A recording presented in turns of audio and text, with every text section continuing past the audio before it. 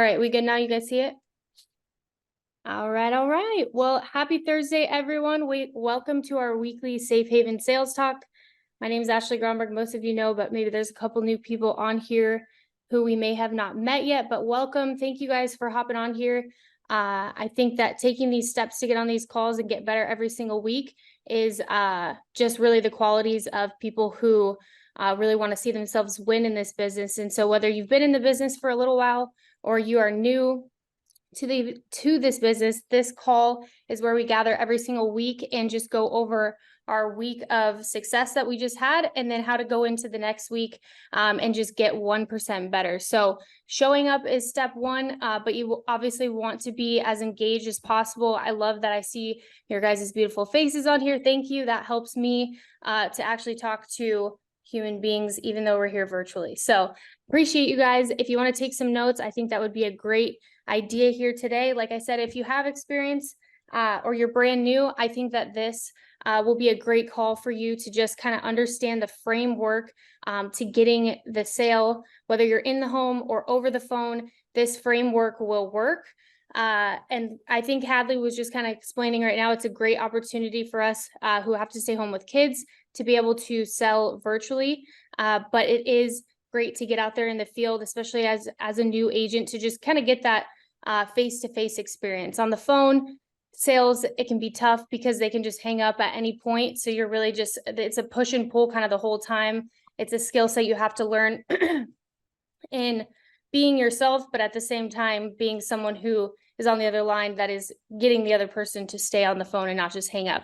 Whereas when you're in the home, you have the opportunity to go fully through your presentation. And it's very unlikely that they're going to say, okay, get out of here, so it's a good opportunity for you to be able to get actually all the way through and then figure out where in your presentation you need to improve on, or maybe figure out why you didn't make this sale. With that being said, when you guys are out there in the field or you're doing the telesales model, it's important, especially in the beginning, to reach out and up to get just to break down your presentation and figure out how it could go better, even if you made the sale. I know Beto is a great example of that. He's been in the business, I think Beto, like 2 years now?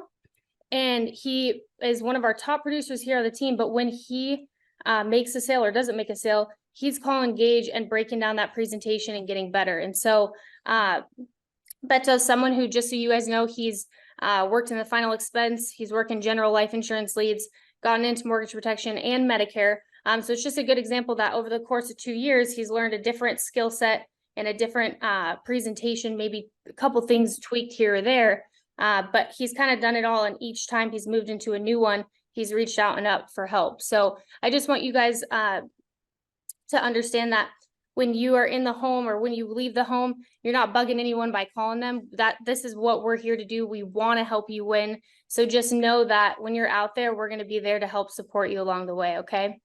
But today I want to dive into, I'm really going to take this straight to the close. And the reason why is because if we can get the 30 appointments a week, you're going to sit in front of people. And the one thing that you need to know how to do is how to close. We can talk about setting the table, and we've got some videos on that as well, because that's extremely important. But when it comes to the close, the most important thing to do is, and this is something you're going to want to learn like verbatim. So if you want to take notes on this, we'll get this recorded, but I would write these things down. So when I'm sitting with a client, I'm going to say, okay, so what we're going to do here today is we're going to submit a request for coverage. And although we can't make a decision today, we're going to figure out what's going to make the most sense for you. Okay. So when I give them their options and I slide it across the table, I'm going to give them probably 3 options to choose from. What I'm going to do is I'm going to say, okay, now based on affordability, comfortability, and that protection right there, which one of these is going to make the most sense? And what I'm saying in the beginning there of saying, unfortunately, we can't make a decision today, but we are going to find something comfortable and affordable for you. Okay. So when I say that, I'm reducing the sales pressure. So something that I used to do is I would say, do any of these look good to you? And then I would say, do you want to go ahead and put an app in now? And when I would say things like, do you want to go ahead and put an app in now? It's kind of like, there's a training out there by one of the best sales trainers in this industry. I think his name's Paul McLean, and he said it's like being in the toilet paper aisle at Target, and a worker coming up to you and going, "Hey, are you looking to get some toilet paper?" You'd be like, well, yep, I'm in the toilet paper aisle. So the mindset behind that is you're in the home, you book the appointment, you're sitting at their kitchen table, and now you're going, okay, so like, do you want to put in the app when you've gotten through that whole presentation? So what you want to do is you want to guide them through that. And it's kind of one of those things where it's just it's almost a you're very nonchalant about it. You want to make sure that you've uncovered the need, and we'll talk about that here in a moment as well. But when you're getting to that closing point, you don't want to go, you just did all that leading and you go, okay, so do you want to go ahead and put an app in now? Or, they're going to be like, we'll just talk it over. So your job is really to help them to get to that decision-making point that day. When it comes to tracking my numbers, I know a lot of you, I've shared how I track my numbers. One of the metrics is callbacks and follow-ups. Follow-ups from a no sale, I try to make that 0, right? And same thing with callbacks. If I'm calling back a client, I've gone through the whole entire presentation over the phone, and now they just want to think about it. To me, that's not that. I want to get to the part of completely resolving the lead in that first appointment, in that initial appointment, if I've gone all the way through to that close. Does that make sense with everyone so far?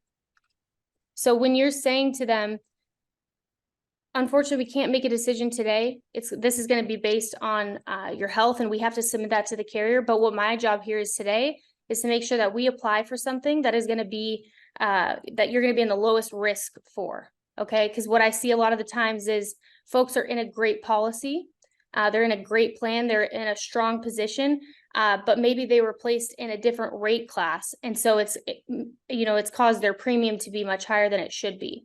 When really, if you're comfortable with paying, Mary, that $120 a month for that $30,000 in coverage, it looks like you would qualify for actually $40,000 a month for $120. Or I'm sorry, $40,000 in coverage for $120 a month.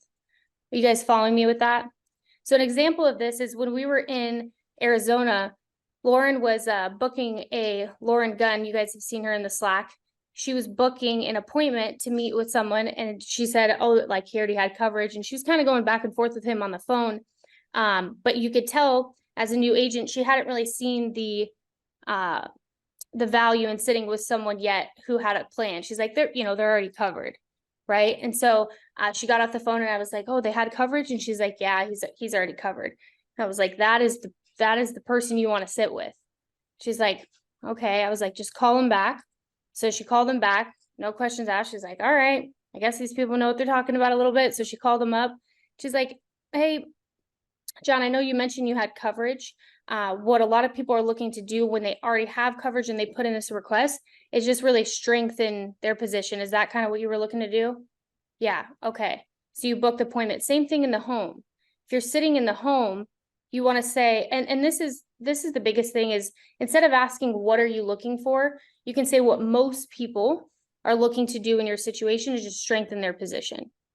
So if you're sitting with a client, and I want to move into the next thing I want to talk about here is closing someone who already has coverage. The reason why you want to get in the home and sit in front of these people is because they already believe in the product. These aren't people you have to help understand the value of the product. They believe in it. They know they need to have it. And so I'm going to move into now closing someone who already has coverage. Okay. And you guys can drop some questions in the chat here as you have them.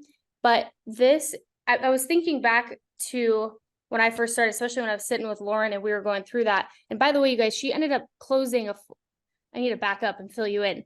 She ended up closing a $4,000 policy. And he was actually in that exact situation. He was in a graded plan in perfect health.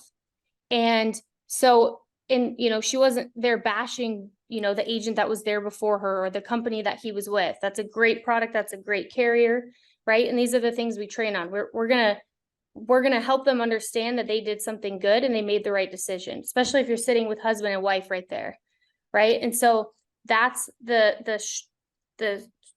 difference between a strong agent and a weak agent is an agent who will you don't want to go in there. A weak agent goes in there and their goal is to get the client to lose trust in what they did with the agent before, or lose trust in the company.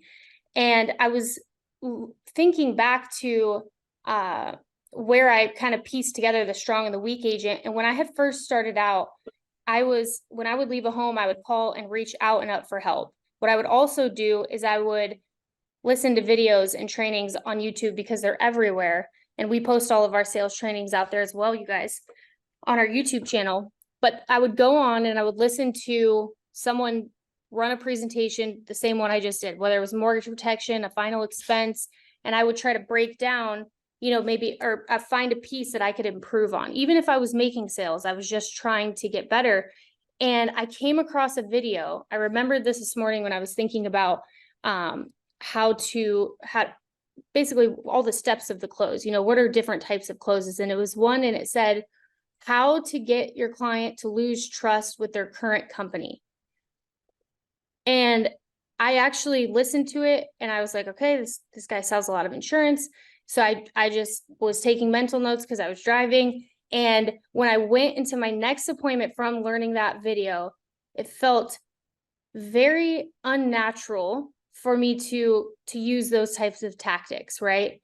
To help them. And I'm not even going to go through it because I don't want any of it to stick in your brain, but he was just training me on how to get them to lose trust with their last agent, with their current company. It was titled how to get your client to lose trust with their current company. Terrible.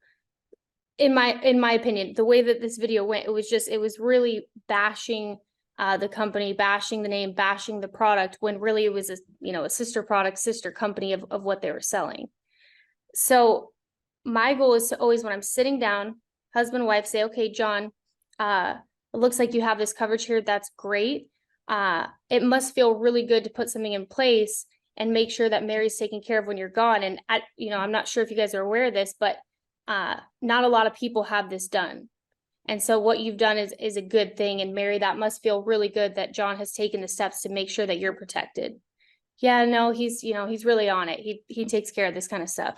Well, that's awesome. So I want to compliment them, and I want to empower them in the decision that they've already made to protect their family.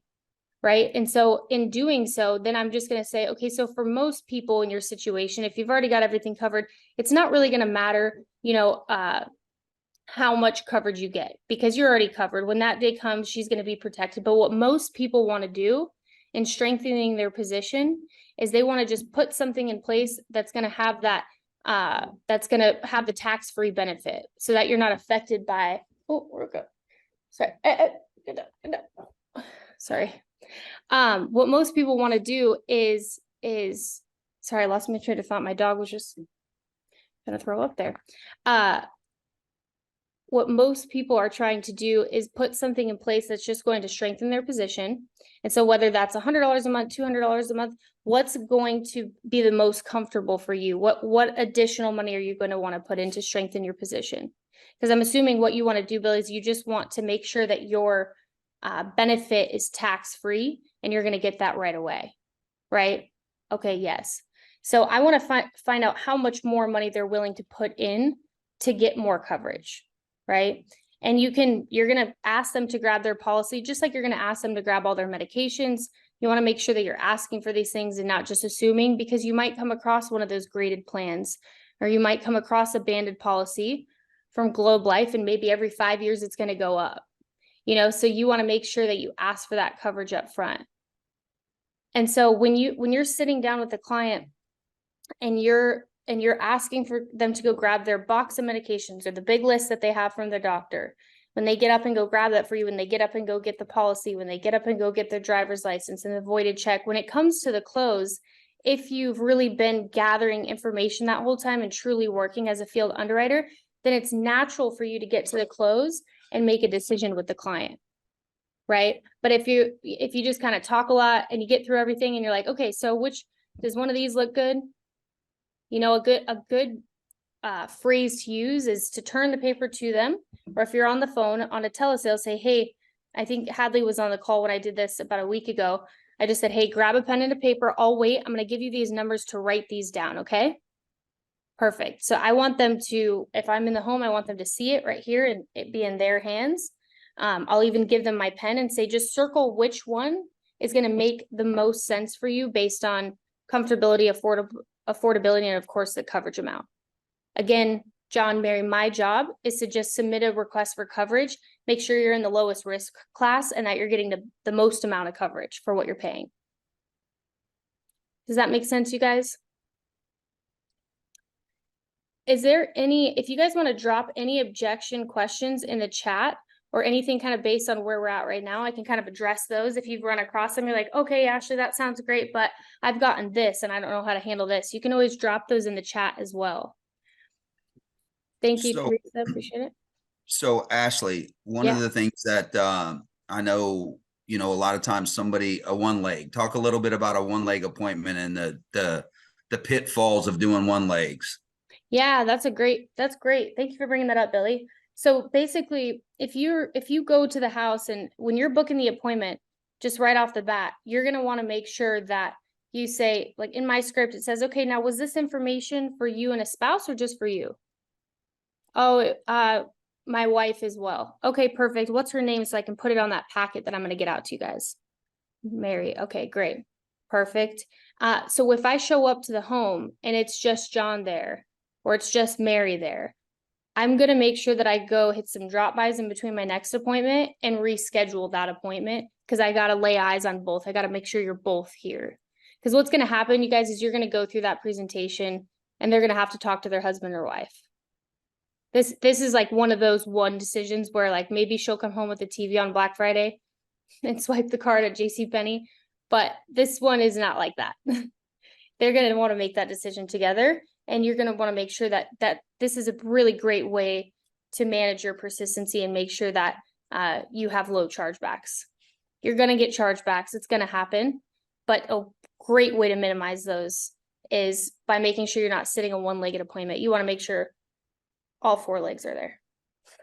Yeah. So, and to add on to that, Ashley, one of the things I learned this lesson the hard way, obviously, because you'll ask, are you the decision maker? Oh yeah, I wear the pants in this family, blah, blah, blah. Well, then 3 days later, what you don't want is you don't want your client that you just sat down with explaining to his wife that he just spent $150 and not know how to explain it. So, even though you might think they're cool and they got the power, no, they don't, because you get the chargeback 3 or 4 days later because you don't want them explaining why they're spending $150 on however they interpret what they just got from you, because they're not very good at explaining that new $150 bill to their spouse. So I mean, you'll get away with it for a little while, but I promise you it will bite you. Yes, that's great. They're done that. Yep, me too. That's funny because when we were in Kansas City, we were running some oh, I'm echoing a little bit. I'm just gonna mute you, Juan. I think that's where it's coming from. There we go. So when we were in Kansas City, Gage and I were doing some drop-bys, and we showed up to an appointment that was already booked, and he's like, yeah, she's not here right now. And Gage and I both like looked at each other like, okay, we're gonna reschedule, right? So we had ended up just rescheduling it right then and there, but we were both making sure we're on the same page, like, no, yeah, we'll come back. So that's a really good point to make. And also too, Billy's so right. There's gonna be people who are like, no, I'm the decision maker, and you maybe were just no-showed, all throughout the day, and this is like finally the person who answered the door for you. Still, you just want to make sure that you're doing your best by sitting down with both husband and wife. And same thing goes for I want to make sure I can talk to my daughter. I want to make sure I can talk to my son. They help me make these decisions. You obviously want to make sure it's not a power of attorney type situation, and that's by that's you using your best judgment, right? So if you're coming across someone who has Alzheimer's or dementia, look out for those signs while you're there. I have ran into that before, but the way to do that is have them call them right then and there. And by you guys doing these types of things, like you just went through an appointment with someone and they say, I want to talk to my daughter. She helps me make these decisions. Okay. You can say things like, with all due respect, Mary, I know this is really the decision that's going to be made by you because this is the need that you have for wanting to give your daughter that peace of mind.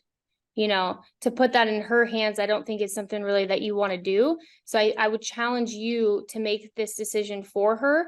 And a better way to go about it would maybe be letting her know, here's the policy number, honey, you've been covered. I wanted to make sure I put this in place for you. I don't think a lot of, family members would be like, oh, mom, you're an idiot, so you want to make sure that you challenge them a bit. But then if it gets to the point where there's a lot of pushback and back and forth, no, I'm just going to talk to my daughter. Okay, perfect. Just give her a call real quick. I want to make sure she understands the policy that we're going to submit a request for coverage today. Like, I'm going to reiterate to them, like, we're going to put this request in today. And the reason that we're saying we're going to put the request in for coverage and see if you can get approved is we have to do that, right? Not all of them are going to tell us right then and there. But that reduces the sales pressure like by 100% because you're just the field underwriter. I'm just a broker, I'm just a field underwriter. I'm here to gather the information based on your health and your finances. It's going to take about 5 minutes or so. And then we're going to go ahead and submit a request for coverage based on that. My job is just to make sure that you're in that lowest risk class and that we can get you the most amount of coverage for what you can afford. Okay. And so when we talk about what numbers to show, is anyone in here new and wondering, like, what do I show them? How much should I quote them? Is that something you guys want to go over? The 3 options. Okay. So this is a good framework to use when you're going over. I personally like to figure out, I'm not going to break down everything in their budget. That's just my way of doing it. The reason is because I just have this kind of 3-5-7 rule in my mind, which is 3%, 5%, and 7% of their income. So when I have my client care sheet out in front of me, it's on the website, you guys, under sales tools, called client care sheet. That's your sheet that is like, I'm a field underwriter. Your other sheet that's I'm an independent broker. These are the things you're going to say when you're in there, is going to be the carrier sheet. Okay. So your field underwriter sheet is your client care sheet. Your broker sheet is the carrier sheet showing all the carriers that you can, a few of the carriers that you have. And there's like 30 on there. Okay. So what you're going to do is you're going to look down at your paper, and this is I'm trying to help you guys feel more comfortable in the home as far as like what made me feel comfortable. Someone said, you've got to act like this is just something you do all the time. When you're new, it's not something you do all the time. You're brand new at doing it. But as you get in the habit of sitting with clients, you want to just look down at your paper and say, okay. And then John, your Social Security, what day of the month does that come in? The 1st? Okay. Or the 3rd Wednesday. You're going to write that down. Okay. And how much comes in on the 1st, John? Look down, write it down. Okay. 1,800. Great. And then you get any pensions or anything from the VA on the 1st of the month? No? Okay, perfect. And then Mary, what about you? Same on the 1st or the 3rd Wednesday? And that's how you ask for the income. Some people feel uncomfortable asking for the income, or some people will call and say, hey, Ashley, I've got a 64-year-old non-smoker on metformin. She's looking for 30,000 in coverage. I'm like, okay, what's her monthly income? Oh, I didn't ask that. I'm like, oh, well, 30,000 sounds great, but if she's 83, I don't know if she can afford $400 a month in a premium, so you don't want to ask, like, how much are you looking for? That's not how you want to position yourself, because it's most likely what they're looking for, they probably can't afford, right? Like, that's how my mindset is always like, what they're looking for, they probably cannot afford. I'm just going to have that stuck in my brain. So that way I'm going to position the appointment to set us up for success that day. Let's find something exactly how people always want what they can't have. But I don't want to set ourselves up for failure by saying, yeah, let me look at that 30,000. You've lost it right there if they can't afford it. Right. And so you want to make sure that, or you have to do a lot of backtracking. You're going to be in there for a little while, and it still might end up a chargeback, because that initial, their thought is like, okay, I'm going to get this 30,000. So you want to take the 3%, 5%, and 7% of their income, and then you can type them into insurancetoolkits.com, the premium amount, all their medications, their health conditions. And then what you're going to do is call for help in the home, call for help in the home, call for help in the home, call for help in the home. Hey, Ashley, I'm sitting with a 64-year-old smoker. She's on these medications right here. Okay, perfect. Did you grab a list? Yep, I grabbed a list. Okay, so we got them all down here. Go ahead and type in, the 3%, the 5%, the 7% into your toolkits, or when you're calling for help in the home, we're most likely going to be able to tell you where to go because we have that experience with the medications and things like that. After your first 100 sits, you're probably not going to run into anything too brand new. You're going to get the hang of it. And after the first 20, you're probably going to know where to put people. But the insurance toolkits is always great to be able to fall back on and use. So finding those 3 options right there, I'm going to slide the paper over to them. Or if I'm on the phone, I'm going to say, go ahead and grab a pen and paper. I'll wait. And you can think of this, you guys, as like sitting at a poker table. As they go and grab their medications, as they go and grab the pen and paper, as they go grab the voided check, the ID, you're collecting chips at the table. And then when you go for the close, you can put all the chips on the table. Billy, does that make poker sense? I'm like, yeah, 100%. Okay. Because I learned that from someone else, and I'm not a poker player, but I do know that makes sense in my mind based on watching people play poker. So the idea is just that you're gathering, and your chances are much, much higher there at the end because you've been able to get all the things that you need, right? You've been winning the entire time. So, Hadley, you had said something in the chat that made me think of something real quick. Oh, Billy, you said dig into the need. They're asking about cremation is a lot less than a full-blown full-blown funeral. Mortgage on a $70,000 house is different than a $100,000 house. So what I mean by that, Ashley, is because a lot of times new agents, they get commission breath, right? They get in there and all they're thinking about is a commission. So if you focus on the client's needs, so instead of, I've seen it where an agent will sit there and talk about a funeral the whole time about $20,000-$30,000 of coverage for a funeral, and the clients told them that they're getting cremated.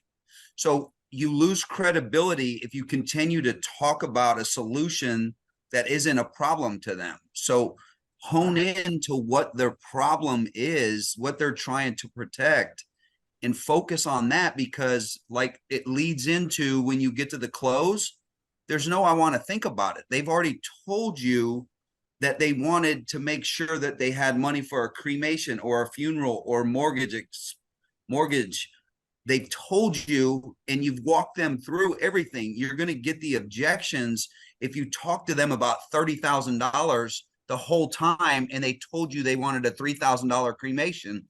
That's where you're going to get the I want to think about it. It's because you oversold them and you didn't sell them to the need that they explained to you. I've seen it a million times. People don't listen to the client. So address the need and you will combat the objections, because once you've been doing this for a while, the objections are all taken down early on in the presentation with the right questions and listening.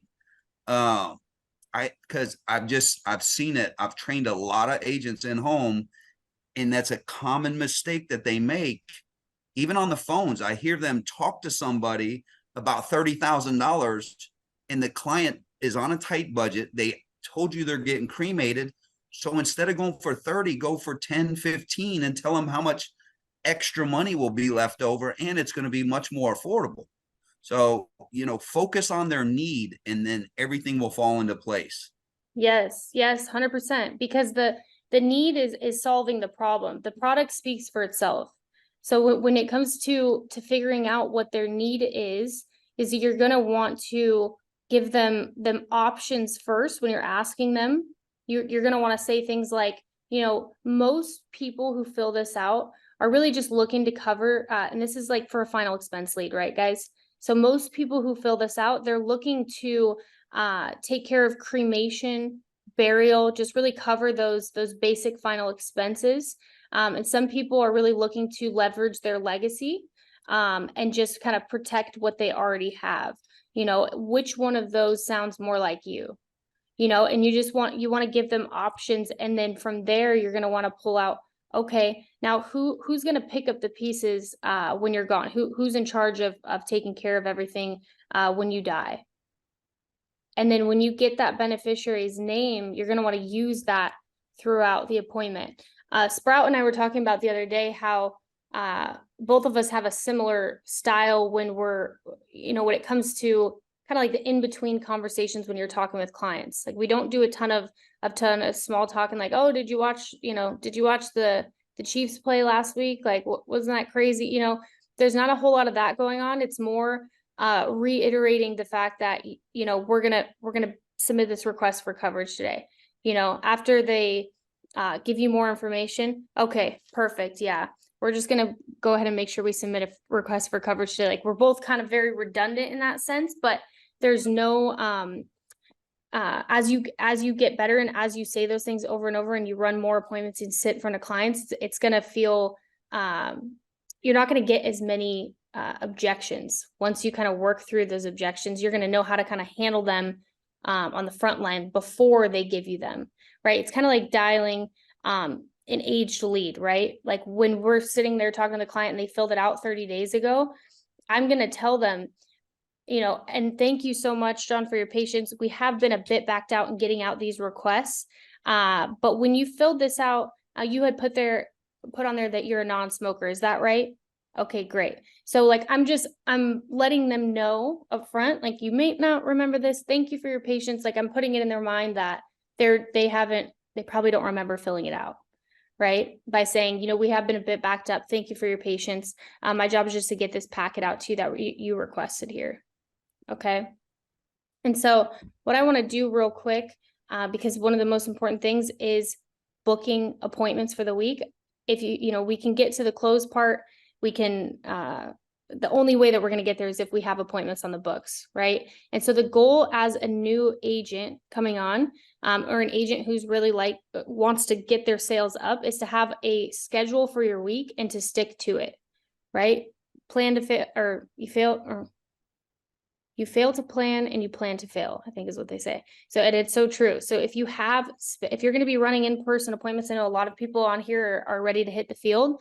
What you're going to want to do is you want to make sure you set up your week for success. What that means is you need to designate a day to dial for the next 2 run days.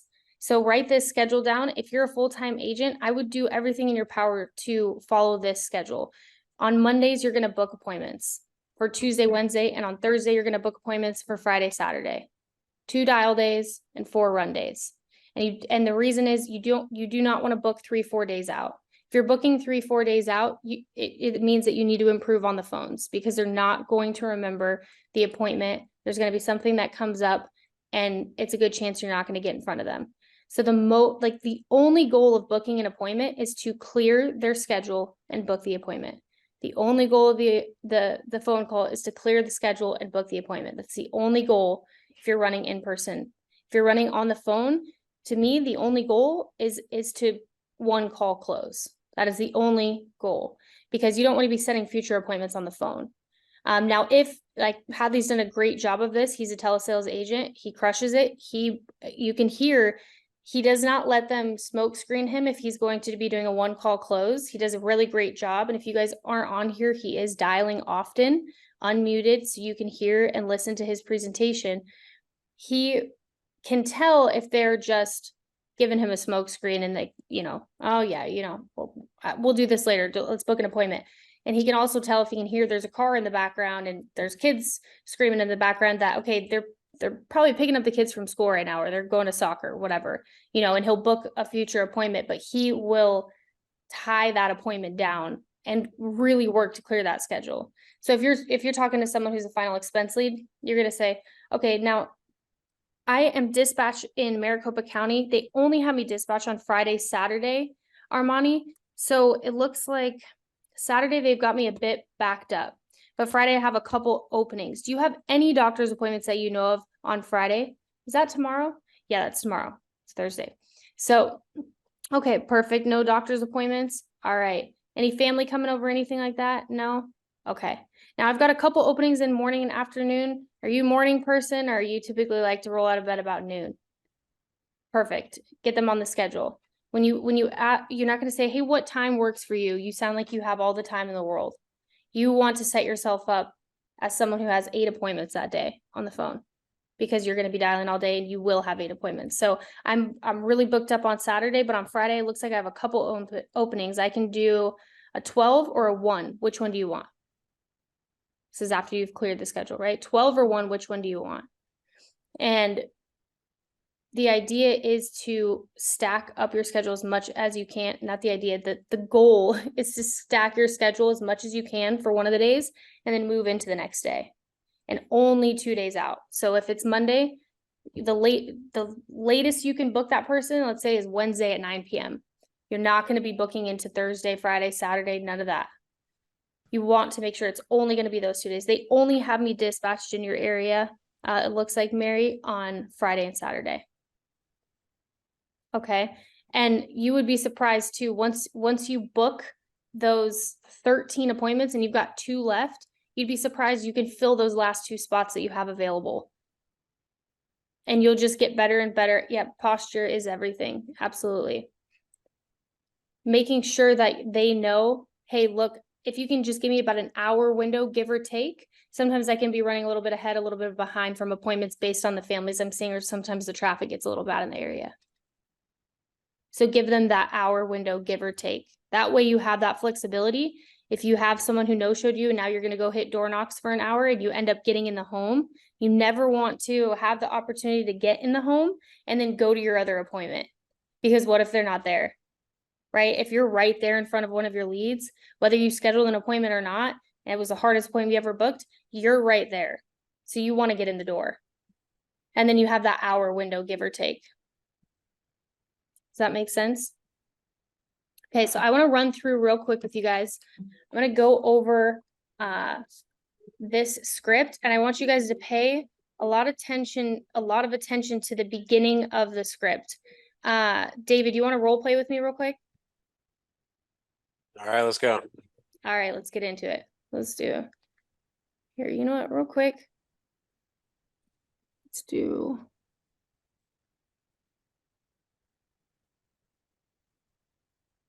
I just realized that way we can have a little bit better for a recording here. Let's see. Okay. Oh. So as I'm pulling on my script here, this is important to know too, you guys. In the beginning, you want to have your script on you at all times, not in just the beginning. I'm still someone who has my script out in front of me every single time because I know human to human, someone can throw me off. It doesn't matter how much experience I have. I know that I can get thrown off from my script. So I'm going to make sure it's in front of me so I can get right back to it right away. So on my script, I have right here a tip for you guys. And so you can use this script for any type of mail lead and really any type of lead in general. It's just that first beginning part that you're going to adjust to whatever type of lead you're running. Okay. And so all you need to change is that beginning part to fit the type of lead you're calling. But focus in the beginning on a word for word emphasis on what I'm going to say here, because they will stay on the phone with you with the right tone, pace, and confidence. This script has been tested thousands of times by agents, and it's a great script for really just clearing the schedule and getting the information to them, not like going off track and figuring out, okay, well, I just wanted to get a couple quotes. Okay, yeah, some of these carriers, they do a little bit, like you just want to clear the schedule and book it. So we'll go ahead and get into it. David? Yeah, hello? Hey, David, this is Ashley Gromberg. I'm calling from the Mortgage Protection Center here in Maricopa County. You had filled out this request and sent it back into our office, and thank you for your patience. We have been a bit backed up. But before I finish your packet and get this out to you, I need to verify the date of birth that you listed. It says you put down November 3rd, 1964. Is that right? Oh, that's correct, but I got this taken care of already. Okay, perfect. And David, do you know, because it's not here in my file, what's the name of the carrier or the product that you got so I can put it here and get your file closed out here? I think it was Mutual of Omaha, but I'm not certain. Okay, and do you know who you met with? Because I have all the files here in the area, and this had actually just landed on my desk, just kind of with a red flag on it here to get the packet out to you. Do you know who you met with? No, it's been a long time since I met with them. I don't remember offhand. Interesting. Okay. Well, here, so I can close out your file. I'm just going to verify the information here. And it looks like you put down your address as 123 East Main Street. Yeah, that's correct. Okay, perfect. And then you didn't check the smoker box. Is that correct? You don't smoke? No, I don't. Okay, I'll note that in here too, so we can close this out. And then was the information that you requested, was this for a spouse or just you? Yeah, for both of us. Okay, both of you. And then what's her name, just so I can put it on the file? Jessica. Jessica, awesome. Okay, and great, just so you know, because you already took care of this, I just have to, do my job here and get all this information to you. None of the programs or all of the programs are non-medical, okay, David? So there's no physical, blood, urine, you didn't do any of that, right? No, I didn't. Okay, perfect. So I'm just the supervising agent and the field underwriter that's been assigned to get this requested information out to you. Like I said, it has a red flag on it here. My job, David, is very simple. It looks like they actually have me dispatched in Maricopa County only on Friday and Saturday. It's going to take about 10 minutes for me to get this information to you. As you mentioned before, you've already taken care of this. So all this will really do is just give you an extra packet of information so you can kind of compare what you've got side by side. Whatever you decide to do with it is completely up to you. Like I mentioned, Saturday I'm pretty booked up. I do have Friday I can squeeze you in, especially since you already have this. I can kind of create a little time slot in here for just 10 minutes. I've got Friday at 3 or 4. Do you have any doctor's appointments that you know of on Friday? I should be home after 5 o'clock on Friday. You have anything around then? 5 o'clock. Unfortunately, I don't have anything at 5. I do have a 5:30 open. Yeah, I can do 5:30. How does 5:30 or 6? Which one do you want? 5:30 will be great. 5:30. Okay, perfect. And then David, how do you keep track of your appointments? I use a calendar. Okay, perfect. Is it on the fridge or on your phone? If you want to grab it real quick, I'm going to go ahead and give you my name, the time I'm going to be there, and then I'm going to give you a confirmation code. Okay, I got my calendar up. Go ahead. Okay, perfect. So my name's Ashley. Last name is Gronberg. I'm going to spell it out for them. And then I'm going to see you at, did you say 5:30? 5:30. 5:30. 5:30 on Friday. Perfect. Sounds good. And then Thank it you, looks Ashley. like you got it. Your confirmation code is DH1964. So I just do the first initial, last initial, and then the year they were born, just so you guys know. DH1964. And then David, last thing, if you would please just allow a 1 hour window, give or take. I know you said you'll be home around 5, so I'll make sure I'm not there too early.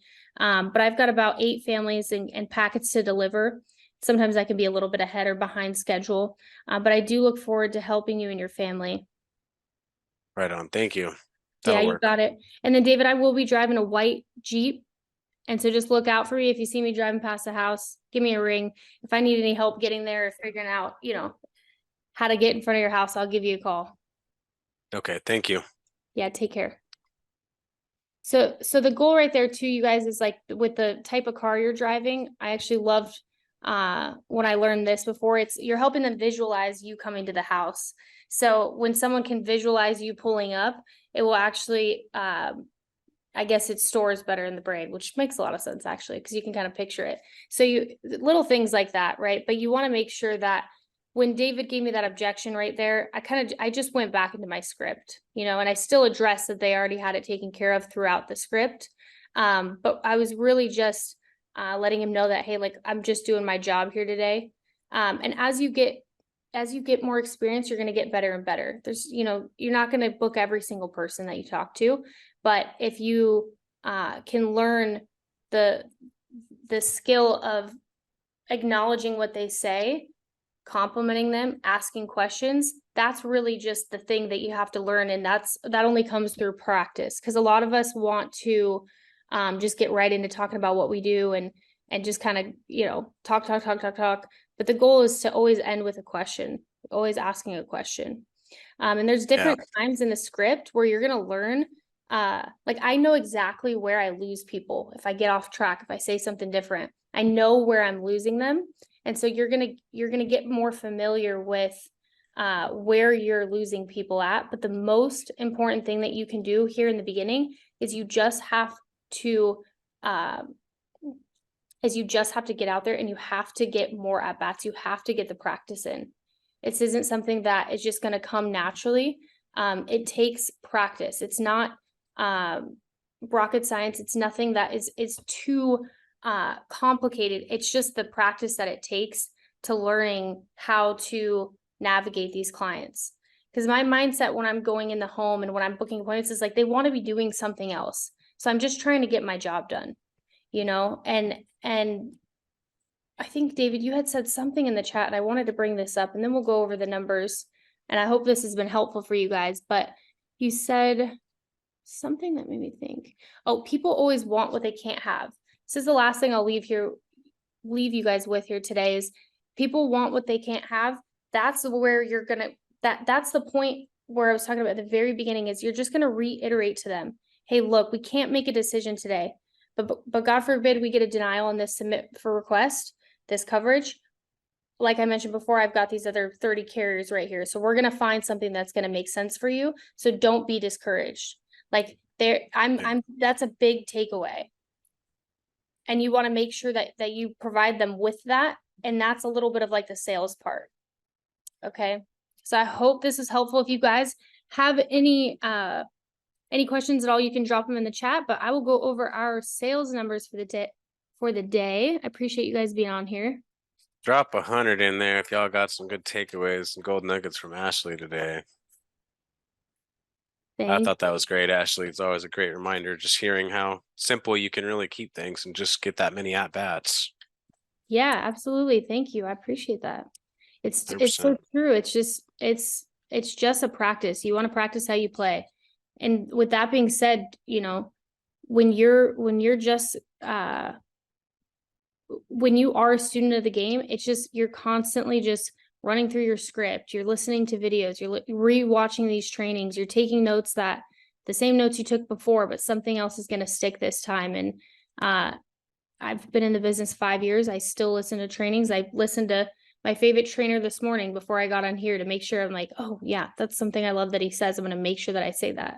So it's just, you want to just continue to practice, and then get in the habit of sharing what you learn. And as you guys can see in the Slack channel, most of the time when people are posting sales, they're sharing the experience, they're sharing the win, and they're sharing what they learned along the way.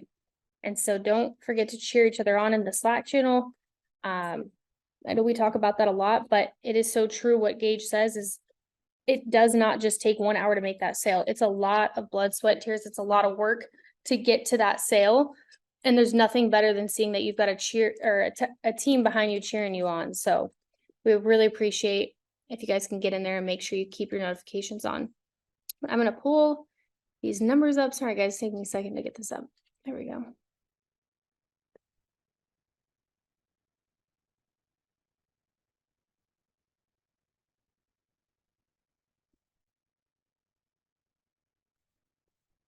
All right. Find you guys again. Okay. So we're going to go over our numbers from last week and our issue paid numbers as well. So for those of you who are joining us for the first time, we go over these numbers every single week. And these numbers right here are for our top 9 agents who submitted for last week. Okay, so submit business is just the business that you had just written that week, and we're waiting for it to issue pay. Okay, so submit for this week. We've got Jacob, 2 apps, 1452. Gage Peer, 2 apps, 2,101. Sherry K, Mama Sherry, 5 apps, 2,296. We've got Karina, Urina, 2 apps, 3,361. Beto, 2 apps, 4,008. Great job, Beto. We've got Drew Seaberger, 4 apps, 4,919. Marcus Dowell, he has been crushing it lately, 4 apps, 6,217. Leo B, 1 app, a banger, 7,200. Nice job, Leo. And then we've got Marcus McCall, who's at the top of the leaderboard very consistently. Great job, Marcus. 4 apps, 7,510. And for this week, we have our value-driven professional is Mama Sherry.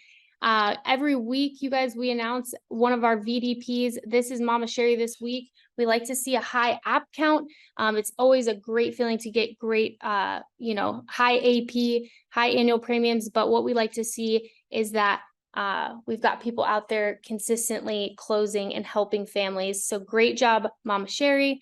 with those 5 applications last week. Now, you guys, we have our top 20 agents issue paid for the first week of October. I can't believe it's October. It's insane. We've got, let's see, we're going to start over here. So our top 5, we've got Lauren. She's had 1 application issued, 2,589. Stephanie, 2 applications, 4,379. Michael Garcia, great job, Mike. We got 1 application, 5,000. Another banger right there.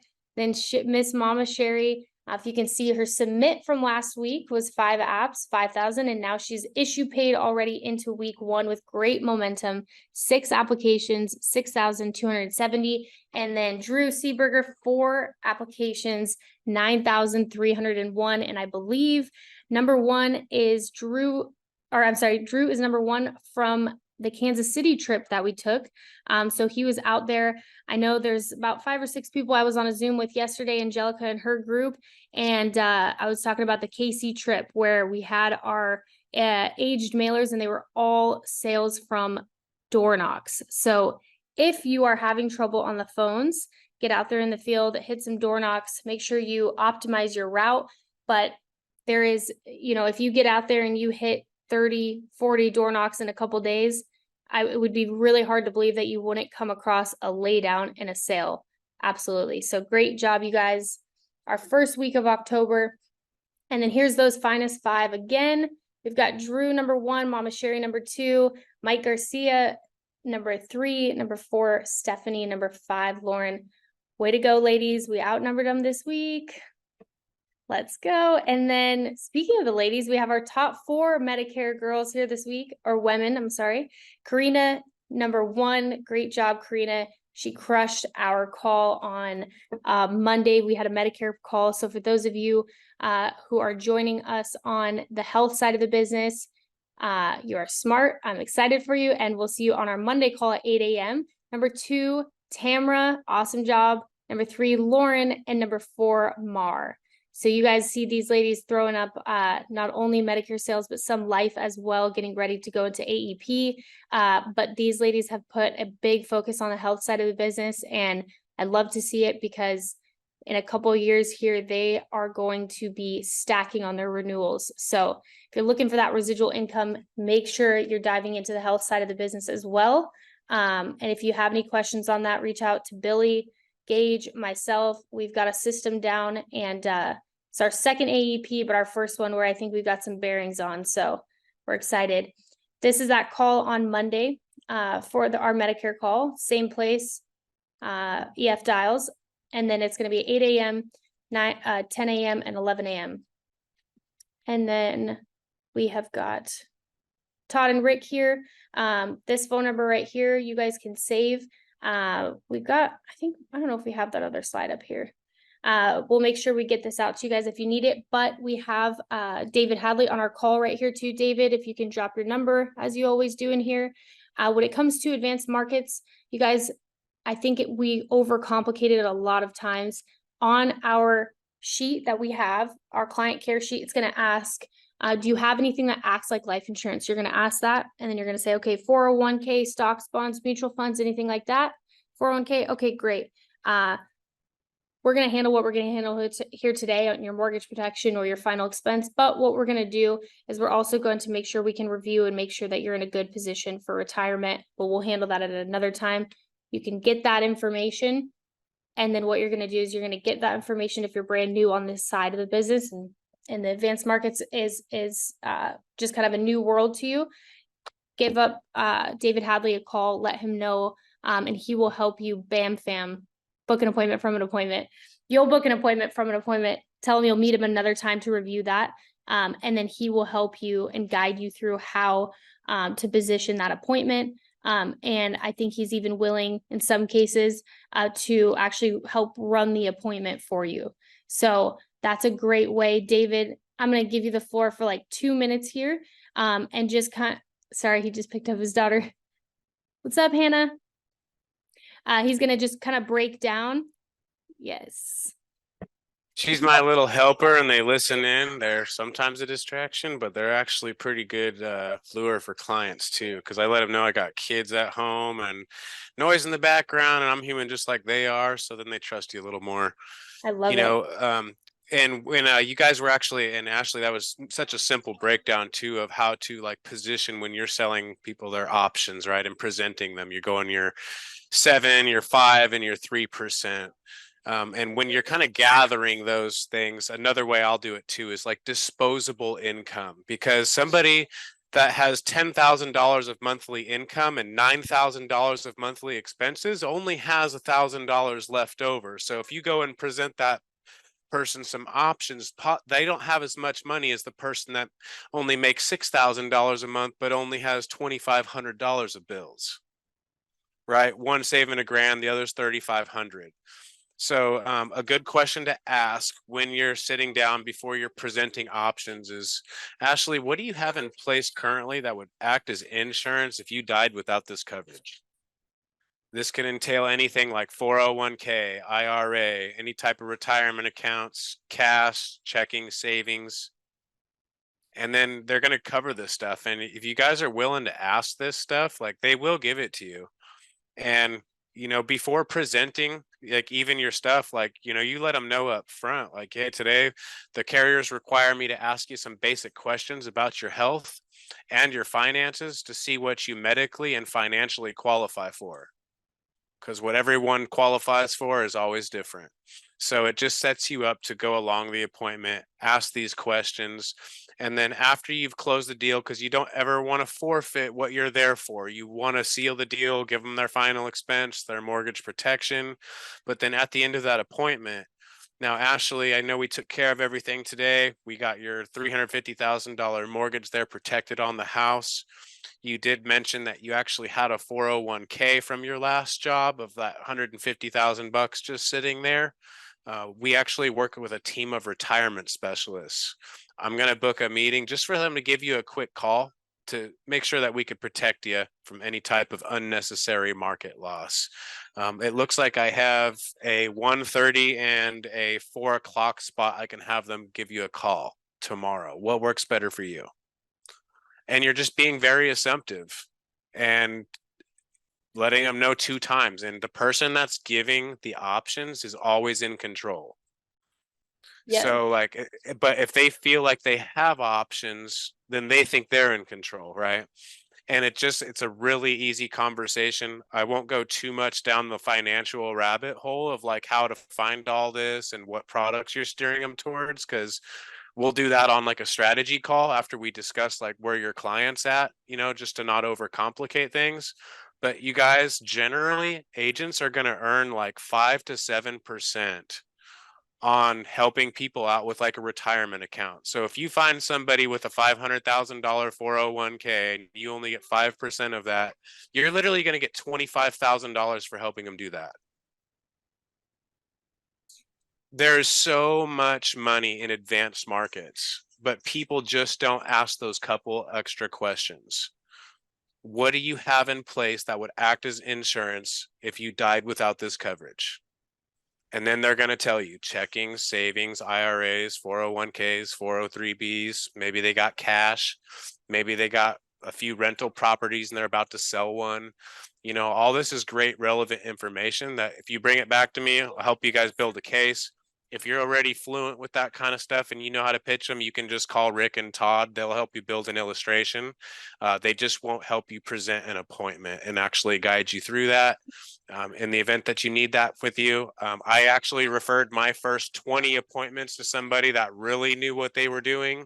I watched them, I apprenticed them, and I was paid half of a deal for sitting on an appointment learning. I was getting paid to get educated, which we all pay to go to school these days. And in this school, you can get paid to go to school. So it's a big difference. So I have my number in there. If you guys run across any cases, we'll see if it's even right for your client in the first place, and I'll be glad to help you. Thank you, David. I appreciate you. You guys have a wonderful weekend. If you need anything, please reach out. Thank you guys so much for joining us today. We'll talk to you soon. Let me see. SoCal crew, if you guys want to hop in, I created a breakout room. It just says SoCal. If you want to hop in there, if you have a second. It's so cool. So cool. It's so cool. So cool. David, if you want to hop in there with me for 1 sec. Sorry, I don't see this SoCal. Absolutely. Here, I'll move you in there, Ruby. Thank you. You're welcome. I know you've moved in one before. Let me see. Oh, maybe. Yeah, I can do it, I swear. I don't see it on my screen. Is your screen opened up all the way? Are you on a computer? I am on a computer. I have the chat here. Maybe that's blocking it. So make sure you like spread your Zoom out. And then there's a little thing that says breakout rooms at the bottom. You see that? I did see it earlier, but right now my chat